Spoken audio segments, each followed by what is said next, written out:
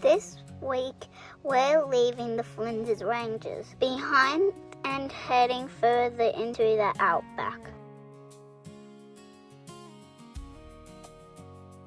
We're visiting an abandoned town, flying over Lake Eyre, driving the Oodnadatta Track and stopping at one of Australia's most remote pubs. And by the end of this episode, we'll be getting very close to somewhere we've all been waiting to see.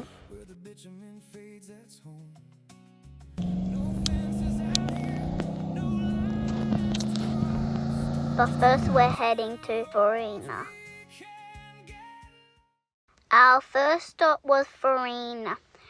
Farina was once a busy little town, but these days most of what is left are old ruins. The town was originally planned as a place where wheat could be grown, but the dry conditions made farming here really difficult.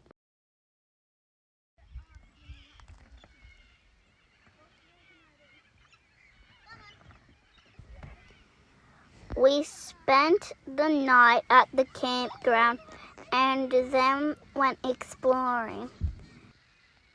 There are old buildings, railway ruins, machinery, and lots of signs explaining what the town used to be like. We also checked out the old railway station and the war memorial. It's pretty cool walking around somewhere that used to have shops, hotels, and people living here, and now most of it is completely empty. We also saw heaps of whistling kites flying above us.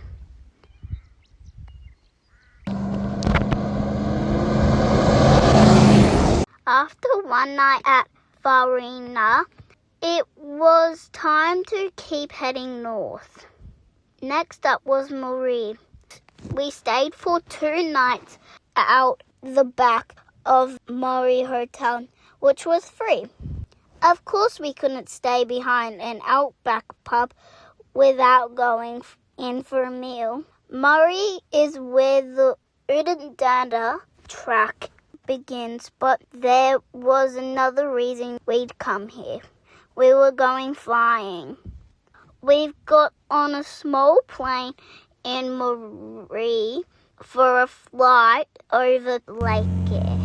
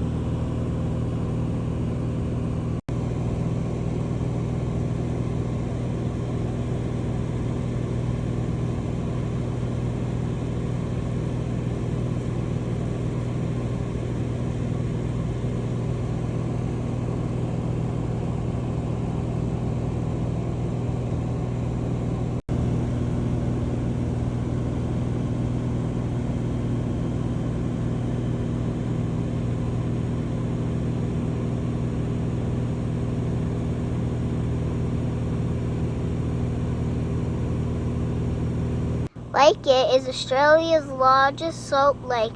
Most of the time, huge parts of it are completely dry. But When enough rain falls hundreds of kilometers away, the water slowly makes its way through the river systems of the Outback and eventually reaches the lake. And 2026 has been a very special year to see it. Lake Eyre is experiencing one of its biggest filling events in decades. Seeing it from the ground would never show just how massive it really is. From the plane, there was water stretching off into the distance. It looked like an ocean. When the lake fills, the whole area changes. Fish and tiny brine shrimp appear in the water, and a huge number of birds are attracted to the lake. It was definitely one of the coolest things we've done on our trip so far. And after seeing it from above, it was time to see more of the country from the road. From Marree, we headed further along the Oodnadatta Track towards William Creek. There's not a whole lot out here, just dirt roads, huge open spaces, and a very long way between towns. Eventually, we arrived at William Creek. William Creek is one of Australia's most remote towns.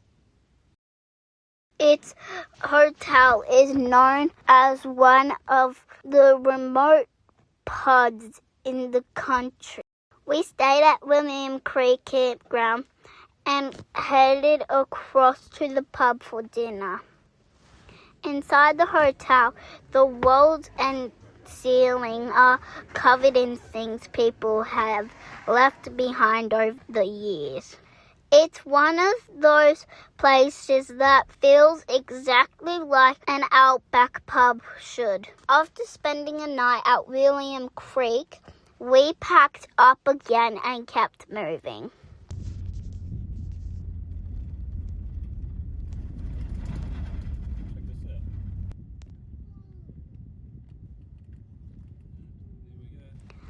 Our next stop was Coober Pedy.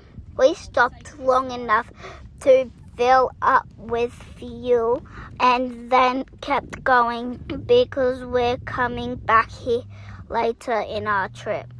Caravan's doing fine.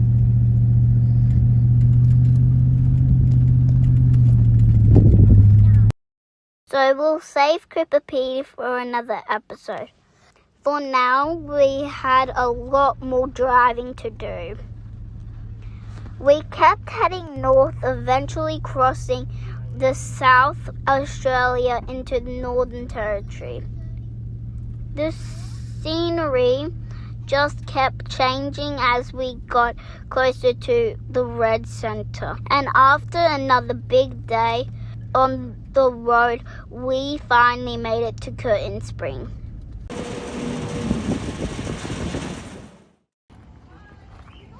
We stayed for 2 nights at Curtin Springs Station. Curtin Springs is a working cattle station and has been run by the Servant family since 1956. Yeah, I could hear him. I heard one go. Look at the corridor.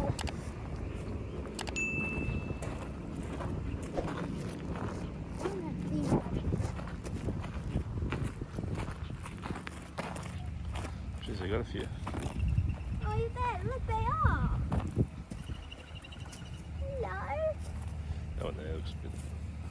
Oh. Will he peck? Probably. Oh, they're all friendly. Hello. Today the property is also a stop for travellers heading through Central Australia. But our favourite part was probably the birds, especially the cockatoo called Peekaboo. Hello. Peekaboo.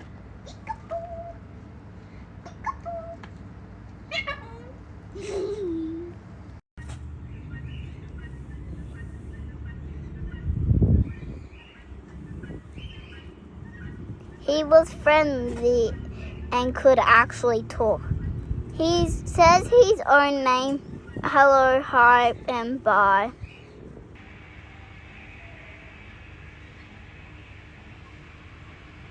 So obviously, we spent a lot of time talking to him.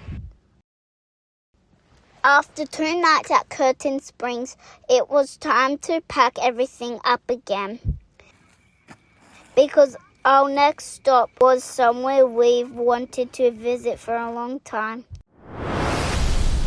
Next time on All 4 Good Winds, we're going to Uluru.